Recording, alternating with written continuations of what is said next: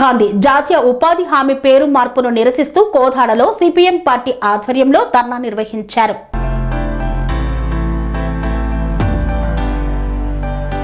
సూర్యాపేట జిల్లా కోదాడ పట్టణంలోని అంబేద్కర్ సెంటర్లో సిపిఎం ఆధ్వర్యంలో సిఐటియు రైతు సంఘం వ్యవసాయ కార్మిక సంఘాల ఆధ్వర్యంలో నిరసన ర్యాలీ నిర్వహించారు. మహాత్మా గాంధీ జాతీయ గ్రామీణ ఉపాధి హామీ పథకం పేరును పార్లమెంటులో విబిజి రామ్ పేరుతో ఆమోదించడాన్ని తీవ్రంగా ఖండిస్తున్నట్లు నిరసనకారులు తెలిపారు. ఉపాధి హామీ పథకానికి మహాత్మా గాంధీ పేరు కొనసాగించాలని, పథకం పేరును యథాతథంగా ఉంచాలని కేంద్ర ప్రభుత్వాన్ని డిమాండ్ చేశారు. అంబేద్కర్ సెంటర్ నుండి పట్టణంలోని ప్రధాన వీధుల వరకు ఎర్ర జెండాలతో ర్యాలీ నిర్వహించిన ప్రజా సంఘాల నాయకులు కేంద్ర ప్రభుత్వ నిర్ణయానికి వ్యతిరేకంగా నినాదాలు చేశారు. ఈ సందర్భంగా సిపిఎం, సిఐటియు, రైతు, వ్యవసాయ కార్మిక సంఘాల నాయకులు మాట్లాడుతూ ఉపాధి హామీ పథకం గ్రామీణ పేదల జీవన ఆధారంగా నిలిచిందని, దాని పేరును మార్చే ప్రయత్నాలను విరమించుకోవాలని కేంద్ర ప్రభుత్వాన్ని కోరారు.